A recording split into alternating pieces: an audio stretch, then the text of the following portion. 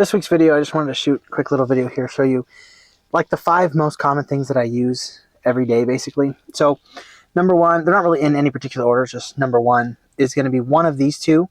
So this is the Snap-on 14.4 ratchet, 3/8 drive, standard length, doesn't have the long head. And then this is the 14.4 impact. So it's either one of these two, sometimes it's both, but usually it's one of these two with a 17mm socket or 19mm socket. Belly pans on deer excavators. If you got to take the cover over the control valves, either 19 or 17. It's definitely these two, one or the other, most used. The other one, number 2, is going to be this, either this Snap-on or this. Whoops, it fell. So either one of these two Snap-on ratchets, which they're basically the same. While filming this video, I realized that these two ratchets are actually not the same length.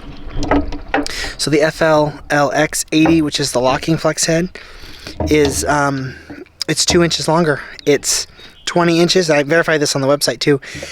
It's 20 inches versus this one's only 18. The FLL80, which is the non-locking version, is 18 inches. So, and then if you look at the heads too, the heads are slightly different here.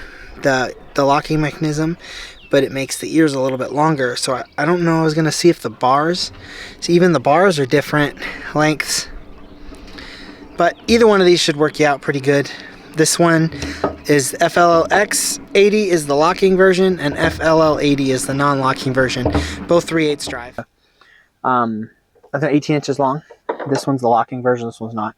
These are awesome. So they're just, sometimes you just need a long handle ratchet, or if you gotta take a flange fitting off and you need a hex socket, these are perfect for that.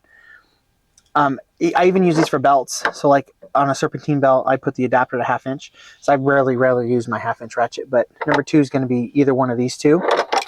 Number 3 is actually a fairly, drawer didn't shut all the way. Number 3 is a fairly new tool that I just got, probably 3-4 months ago now. But it's this 36-inch Snap-on pry bar striking cap, but it's a straight end. So all the other pry bars I have the bent tips, but this one's straight.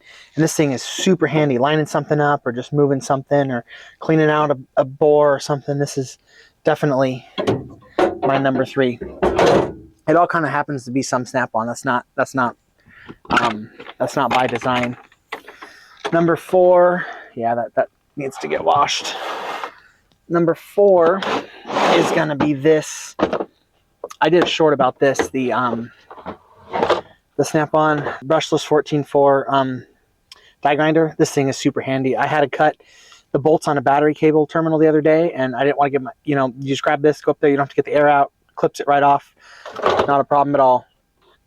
That's number 4. And then number 5 is also in here. It's this one. Number 5, which I've done a video about this. It's the Transducer kit from Cat. Well, it's not from Cat. It's actually made by Airvac, but Cat has a part number for it. This kit, and then all the accessories for changing hoses out, coolant check. This thing is amazing. I've done a video about this kit. Number 6 definitely has to be these angle wrenches here. These are all standard. I have a couple metric ones. These ones are Capri's. They're all just different brands. The metric ones are Capri, which these are actually really good for what they are. This one's like $10. But the rest of these, this is a Snap-on. I have basically 1/2 inch to 1.25 inches, and then there's an 1 3/8 and 1 5/8 in here. But I picked these up on eBay. The most expensive one was like $100, but you can buy them in lots. I bought like 5 Mac ones in a lot for like $120. But if you're not familiar with them, they're angle wrenches, or they're also known as 4-way wrenches. So one end is 30 degrees and one end is 60 degrees. And then you can flip them over, and it basically, if you're trying to get like a hydraulic fitting loose, you can do it. You can like break it loose and then flip it over. But one little note is, so I found a kit on Amazon. That's like Amazon Basics. That's pretty affordable. But if you're getting these off of eBay, if you're getting the Matco ones, which a lot of them I have, the smaller ones are Matco, and I really like these. These are really nice wrenches. But one word of caution is, so this one's a WOE. If it starts with a W, it's the USA-made Matco version, the Armstrong versions. and the new ones are S's. S's or X's. I'll link it if I don't remember. It's the new ones I think are S's. Those are the Taiwanese made ones. So if you're looking for the Matco ones, make sure it's got a W. Let me grab a bigger one. Here we go. So make sure it says USA and it's the part number starts with a W if you want the USA made Matco ones. I'm not saying that the other Matco ones aren't any good, but I just only have these USA ones. So that's number 6. These things are super handy. I like the Mac ones a lot.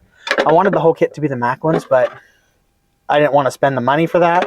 And then on eBay, it's hard to find all the sizes I needed. So it's just a bunch of different ones. But one thing I did notice is, like, if you look at the Matco ones and then the Mac ones, like, see how the Mac is up and the angles are different? I think it's just flipped. They're still the same. I think it's just flipped. They're still the same angle. And then, where's the snap-on one? I just had a snap-on one. I think this is my only snap-on one. See, this one's more, whoops. The snap-on one's more like the Matco one. Actually, you know what? I do have a bigger one. And then this is the big 1 5/8 ones.